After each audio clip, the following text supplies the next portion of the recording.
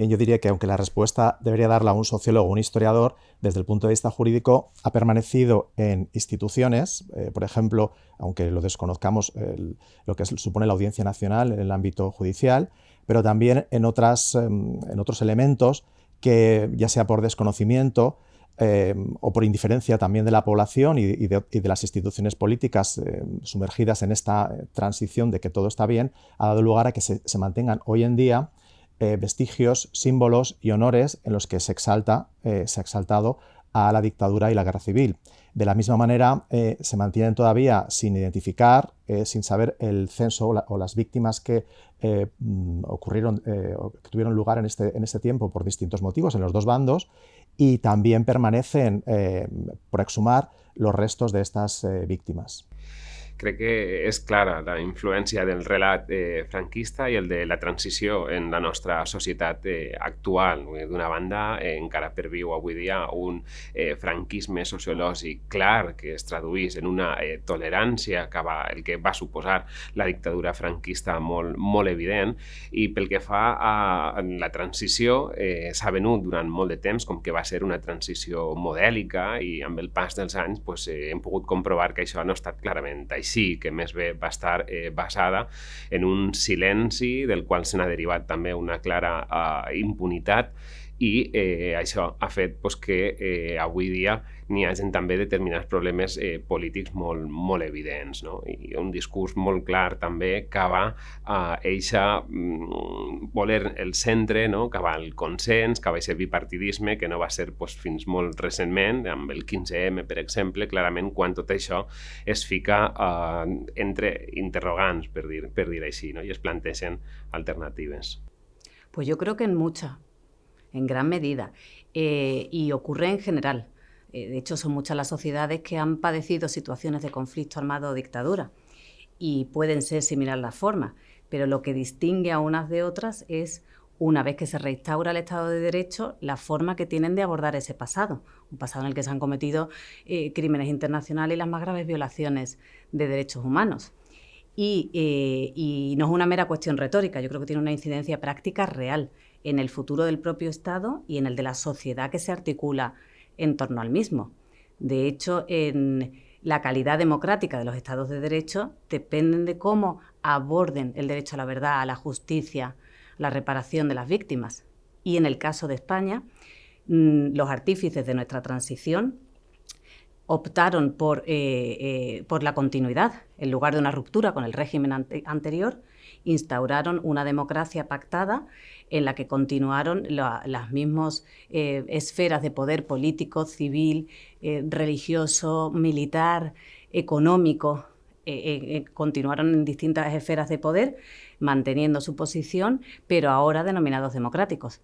Y en ese sentido, consecuencias a día de hoy. Yo creo que la impunidad que padecemos en España, por ejemplo, los crímenes a veces no se reconocen, no se investigan judicialmente. Las víctimas adolecen, en mi opinión, del derecho a la tutela judicial efectiva, y quizás incluso es el origen también de la polarización de la sociedad española actual, al menos en ese tema.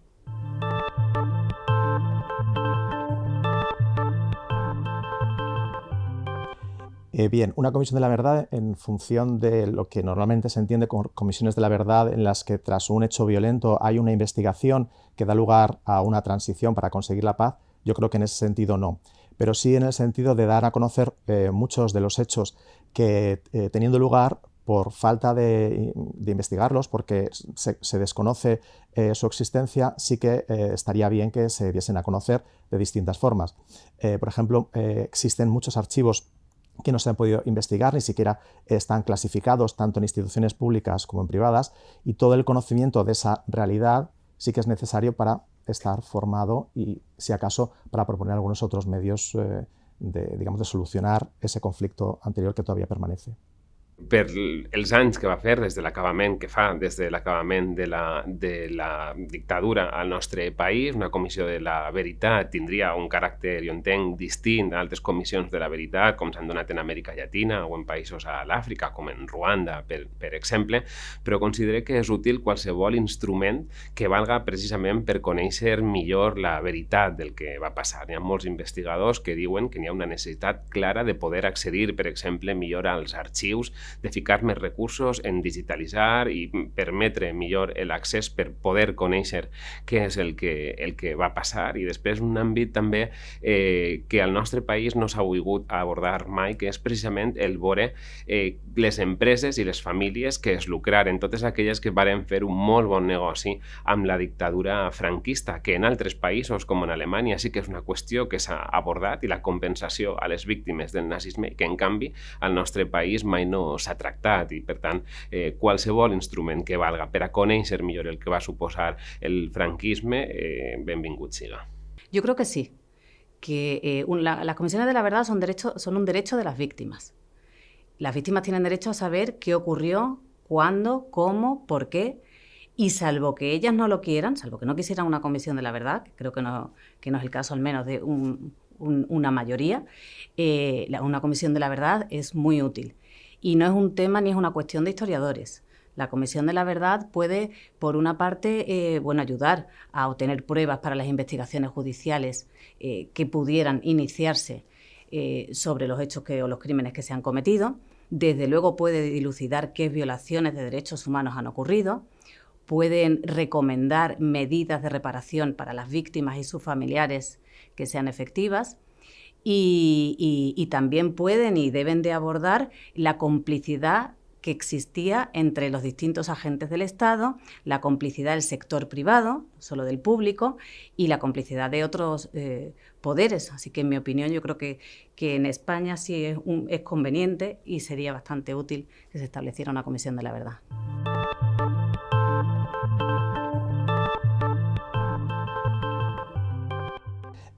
No cumple su función porque, de hecho, todas las comunidades autónomas, dado que no se ponían en marcha algunas de los objetivos que estaban en la ley, tuvieron que hacer una normativa de fomento de todas las medidas que suponían la regeneración de la memoria democrática. En el caso de la Comunidad Valenciana entendíamos que teníamos que apoyar estos tres elementos: memoria, justicia y verdad. Verdad en la medida en que no existían censos de víctimas ni se habían exhumado las que desconocíamos el número de fosas.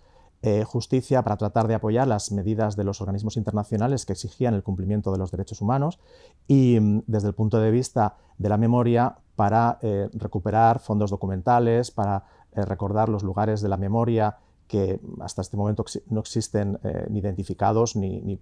promovidos, y todas las cuestiones que tienen que ver con el reconocimiento de la memoria de aquellas víctimas que